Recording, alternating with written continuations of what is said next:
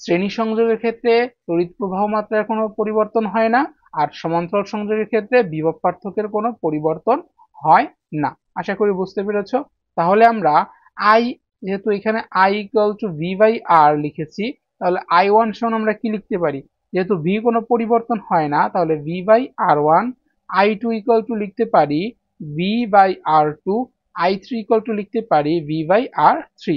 এতটুকু বুঝে থাকলে তোমরা আশা করি বুঝতে পেরেছো কিভাবে নির্ণয় করব।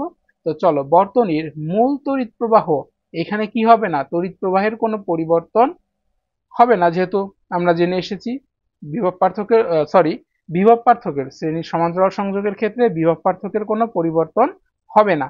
কিন্তু বর্তনীর মোট তড়িৎ প্রবাহ কি হবে?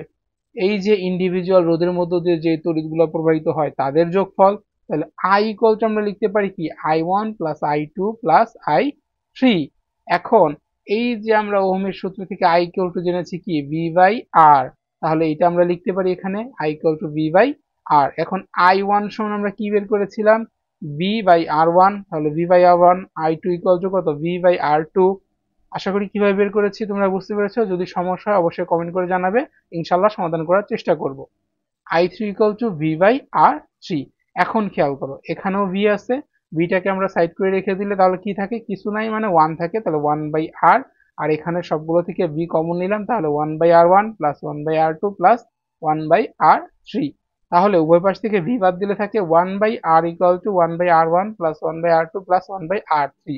এই সংযোগটার ক্ষেত্রে, অর্থাৎ এই চিত্রের সংযোগের ক্ষেত্রে এটা হচ্ছে তার তুল্য রোধ। কিন্তু আমাদের যে কোনো বর্তনীর ক্ষেত্রে আমরা কিভাবে নির্ণয় করব সেটা, যে কোনো বর্তনীর ক্ষেত্রে কি হবে, যে one by R P, P দ্বারা প্রকাশ করেছে প্যারালাল। প্যারালাল মানে হচ্ছে সমান্তরাল সংযোগের ক্ষেত্রে one by R one, one by R two plus one by R three plus dot dot dot plus one by R N, এটাই হচ্ছে সূত্র